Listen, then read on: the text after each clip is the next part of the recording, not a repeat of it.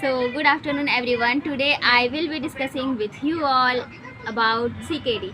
So आज हम आप सबके साथ में CKD यानी क्रॉनिक किडनी डिजीज़ के बारे में बात करने जा रहे हैं. क्या आप CKD से आप क्या समझते हैं? क्रॉनिक किडनी डिजीज़ एक ऐसी बीमारी होती है जो कि बहुत ज़्यादा प्रोग्रेसिव होती है, वो आगे बढ़ते ही जाती है और ये इरिवर्सिबल है, ये ट्रीटेबल नहीं होता है. इसका अल्टीमेट एक ही ट्रीटमेंट बचता है, वो है डायलिसिस. और डायलिसिस भी क्यूरेबल नहीं होता है, वो लाइफ लॉन्ग चलता रहता है. अगर हम बात करें इसके कॉजेज़ की, तो ये कैसे कॉज करता है? ये आप अगर डायबिटीज़ इसके रिस्क फैक्टर्स होते हैं, यानी कि टाइप 2 डायबिटीज़ मेलाइटस का पेशेंट हो गया, हाई ब्लड प्रेशर का पेशेंट हो गया, सी और नेफ्राइटिस हो गया, किसी भी तरह का ट्यूमर अगर हो रहा है तो वो इसके खतरे में है. ठीक है, CKD के खतरे में है. और मेनली ये सारे मेन कॉजेज़ होते हैं, और भी कई सारे कॉजेज़ होते हैं, but these are the main causes.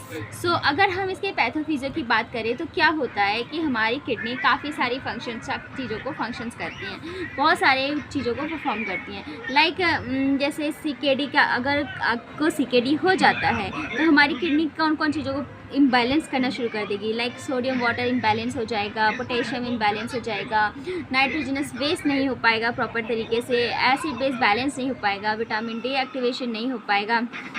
अब इनसे क्या होता है मैं आपको एक एक करके बताती हूँ. अगर किडनी प्रॉपर तरीके से सोडियम बैलेंस नहीं कर पाएगी तो हाइपरटेंशन होगा. हाइपरटेंशन से हाई वस्कुलर प्रेशर बढ़ जाएगा. वस्कुलर प्रेशर के बढ़ने की वजह से हार्ट का प्रॉब्लम शुरू हो जाएगा, जो कि मोस्ट कॉमनली होता है.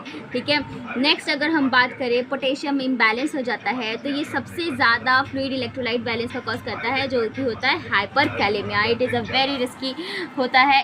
Sometime it even lead to the death. ठीक है, नेक्स्ट अगर हम बात करते हैं, अगर नाइट्रोजनस वेस्ट प्रॉपर तरीके से नहीं हो पाता है तो उसकी वजह से कोएगुलेशन, नाइट्रोजनस वेस्ट प्रॉपर नहीं हो पाएगा तो यूरेमिया हो जाएगा. और अगर एरिथ्रोपोइटिन प्रोडक्शन नहीं हो पाता है तो एनीमिया हो जाता है. नेक्स्ट अगर एसिड बेस बैलेंस नहीं हो पाएगा सही तरीके से तो एसिडोसिस हो जाएगा.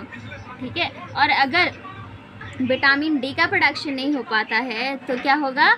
ऑस्टियोडाइस्ट्रॉफीज हो जाएगा. ठीक है, नेक्स्ट अगर फॉस्फेट एलिमिनेशन प्रॉपर तरीके से नहीं हो पाएगा तो हाइपर कैल्सीमिया हो जाएगा एंड हाइपर पैराथायराइडिज्म हो जाएगा.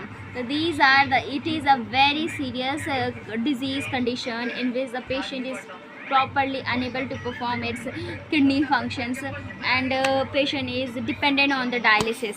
ठीक है, डायलिसिस के बारे में हम अभी और नहीं पढ़ेंगे, बट हम इतना प्रिकॉशन कर सकते हैं कि अगर सिम्टम्स दिख रहे हैं अर्ली स्टेज पे हमें डॉक्टर को फॉलोअप के लिए जाना चाहिए, हमें चेकअप कराते रहे.